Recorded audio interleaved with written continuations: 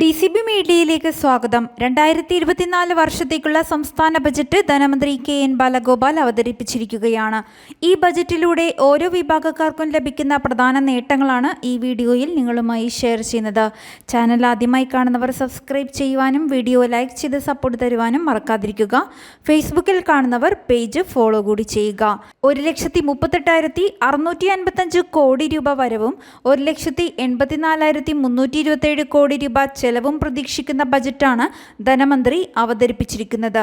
പ്രധാനപ്പെട്ട പ്രഖ്യാപനങ്ങൾ ഓരോന്നായി പരിശോധിക്കാം. കുടുംബശ്രീയിൽ അംഗങ്ങളായ സ്ത്രീകൾക്ക് ഉപജീവന മാർഗം ലക്ഷ്യമിട്ട് K-ലിഫ്റ്റ് പദ്ധതി നടപ്പാക്കുമെന്ന് ബജറ്റിൽ പ്രഖ്യാപിച്ചിരിക്കുകയാണ്.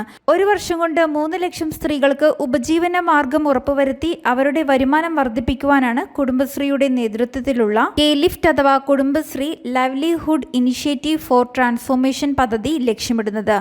സംസ്ഥാന ബജറ്റിൽ വകയിരുത്തിയ തുകയും വിവിധ കേന്ദ്രാവിഷ്കൃത പദ്ധതികളുടെ വിഹിതവും സ്വകാര്യ പൊതുമേഖലാ സ്ഥാപനങ്ങളുടെ CSR ഫണ്ടുകൾ, വിവിധ വായ്പാ പദ്ധതികൾ ഉൾപ്പെടെ ഏകദേശം 430 കോടി രൂപയുടെ ഉപജീവന പരിപാടിയാണ് ഇതുവഴി ലക്ഷ്യം വയ്ക്കുന്നത്. ഈ പദ്ധതി കുടുംബശ്രീയെ പുതിയ ദിശയിലേക്ക് നയിക്കുന്നതിനും കേരളത്തിലെ സ്ത്രീ ശാക്തീകരണത്തിന്റെ പുതിയ മാതൃക സൃഷ്ടിക്കുവാനും സഹായിക്കുന്ന തരത്തിലാണ് വിഭാവനം ചെയ്തിട്ടുള്ളതെന്ന് ധനമന്ത്രി വിശദീകരിച്ചു.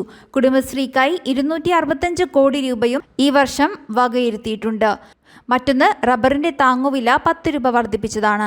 റബ്ബറിന്റെ താങ്ങുവില 170 രൂപയിൽ നിന്ന് 180 രൂപയാക്കി ഉയർത്തിയിട്ടുണ്ട്.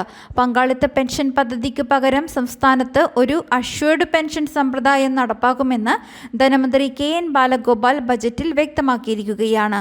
പുനഃപരിശോധനാ സമിതിയുടെ റിപ്പോർട്ടിന്റെ തുടർ പരിശോധനയ്ക്കായി സമിതി രൂപവൽക്കരിച്ചതായും മന്ത്രി പറഞ്ഞു. ജീവനക്കാർക്കും ഒരു ഗഡു DA ഏപ്രിൽ മാസത്തെ ശമ്പളത്തോടൊപ്പം നൽകുമെന്നും മന്ത്രി വ്യക്തമാക്കി.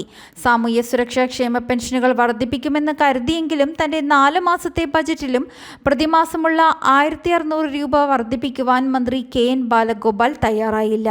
അടുത്ത സാമ്പത്തിക വർഷം ആരംഭിക്കുന്ന ഏപ്രിൽ മാസം മുതൽ കൃത്യമായി എല്ലാ മാസവും പെൻഷൻ വിതരണത്തിന് നടപടിയുണ്ടാകുമെന്ന് മാത്രമാണ് പറഞ്ഞത്. നിലവിൽ സെപ്റ്റംബർ മുതൽ ജനുവരി വരെയുള്ള 5 മാസത്തെ ക്ഷേമ പെൻഷൻ കുടിശ്ശികയിൽ 2 മാസത്തെ തുകയെങ്കിലും ഈ മാസം വിതരണം ചെയ്യുമെന്ന പ്രഖ്യാപനം ഉണ്ടാവുമെന്ന് കരുതിയെങ്കിലും അതുമുണ്ടായില്ല. മറ്റൊരു പ്രഖ്യാപനം 2025 മാർച്ച് 31-നകം ലൈഫ് പദ്ധതിയിൽ 5 ലക്ഷം വീടുകളുടെ പൂർത്തീകരണം ലക്ഷ്യമാക്കുന്നതാണ്. അതിനായി 2024 സാമ്പത്തിക വർഷത്തിൽ ലൈഫ് മിഷൻ ഭവന പദ്ധതിക്കായി 1,132 കോടി രൂപ അനുവദിച്ചിട്ടുണ്ട്. ഇതോടൊപ്പം പുനർഗേഹം പദ്ധതിക്ക് 40 കോടിയും മത്സ്യത്തൊഴിലാളികളുടെ പുനരധിവാസത്തിന് ഭൂമിയും വീടും നൽകുന്ന പദ്ധതിക്ക് 10 കോടിയും നൽകിയിട്ടുണ്ട്. ഒരു പുതിയ ആരോഗ്യ ഇൻഷുറൻസ് പദ്ധതി പ്രഖ്യാപിച്ചിട്ടുണ്ട്. ബജറ്റിൽ 2 ലക്ഷം രൂപ വരെ പരിരക്ഷ ലഭിക്കുന്ന രീതിയിൽ അംഗനവാടി ജീവനക്കാർക്കാണ് പുതിയ ആരോഗ്യ ഇൻഷുറൻസ് പദ്ധതി പ്രഖ്യാപിച്ചിരിക്കുന്നത്. മറ്റൊന്ന്, ആയുഷ്മാൻ ഭാരത് പദ്ധതിക്ക് കീഴിൽ school health and wellness programme എന്ന പുതിയ പദ്ധതിയും പ്രഖ്യാപിച്ചു. LP, UP, HS, HHS വിഭാഗത്തിലായി 16,240 സ്കൂളുകളിലെ 60 ലക്ഷത്തോളം കുട്ടികൾക്ക് പ്രദേശത്തെ PHCകളുടെ ആഭിമുഖ്യത്തിൽ ആരോഗ്യ പരിശോധനയും അത് സംബന്ധിച്ച് ഇലക്ട്രോണിക് ഡാറ്റാബേസ് തയ്യാറാക്കൽ, ഫസ്റ്റ് എയ്ഡ് പരിശീലനം എന്നിവയും പദ്ധതി ലക്ഷ്യമിടുന്നു. 50% LP സ്കൂളുകളിൽ നാഷണൽ ഹെൽത്ത് മിഷന്റെ ആഭിമുഖ്യത്തിലും 12ാം ക്ലാസ് വരെയുള്ള മറ്റ് സ്കൂളുകളിൽ സംസ്ഥാനം നടപ്പിലാക്കുന്ന സ്കൂൾ ഹെൽത്ത് ആൻഡ് വെൽനസ് പ്രോഗ്രാമിന്റെ ആദ്യഘട്ടത്തിനായി 3.1 കോടി രൂപയും വകയിരുത്തിയിട്ടുണ്ട്. നാഷണൽ ഹെൽത്ത് പദ്ധതിയുടെ സംസ്ഥാന വിഹിതമായ 465 കോടി രൂപ PM ആയുഷ്മാനായി 25 കോടി രൂപയും വകയിരുത്തി. വിവര സാങ്കേതിക വിദ്യ പ്രയോജനപ്പെടുത്തി ആരോഗ്യമേഖലയിൽ നടപ്പിലാക്കുന്ന ഹെൽത്ത് പദ്ധതിക്കായി 77.6 കോടി രൂപയാണ് വകയിരുത്തിയിരിക്കുന്നത്. തിരുവനന്തപുരം, കോഴിക്കോട്, എറണാകുളം, കണ്ണൂർ, പത്തനംതിട്ട എന്നിവിടങ്ങളിലെ ലബോറട്ടറികൾ നവീകരിക്കുന്നതിനും പുതിയ ഉപകരണങ്ങൾ വാങ്ങുന്നതിനുമായി 7 കോടിയും ഡ്രഗ്സ് കൺട്രോൾ 5.52 കോടിയും നീക്കിവെച്ചു. കാരുണ്യ ആരോഗ്യ സുരക്ഷാ പദ്ധതിക്ക് കീഴിൽ 222 സർക്കാർ ആശുപത്രികളും 364 സ്വകാര്യ ആശുപത്രികളും ഉൾപ്പെടെ 566 ആശുപത്രികളാണുള്ളത്. ഭിന്നശേഷിക്കാരും ട്രാൻസ്ജെൻഡേഴ്സ് ഉൾപ്പെടെ 42 ലക്ഷം പാവപ്പെട്ട കുടുംബങ്ങൾക്ക് ആരോഗ്യ സുരക്ഷ ഇതുവഴി ഉറപ്പുവരുത്തുന്നു.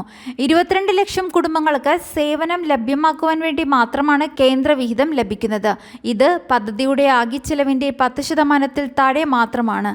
2024-25 കാരുണ്യ പദ്ധതിയുടെ നടത്തിപ്പിനായി 678.5 കോടി രൂപ വകയിരുത്തിയിട്ടുണ്ട്. ബജറ്റിലെ പ്രധാനപ്പെട്ട ആനുകൂല്യ പ്രഖ്യാപനങ്ങൾ ഇവയൊക്കെയാണ്.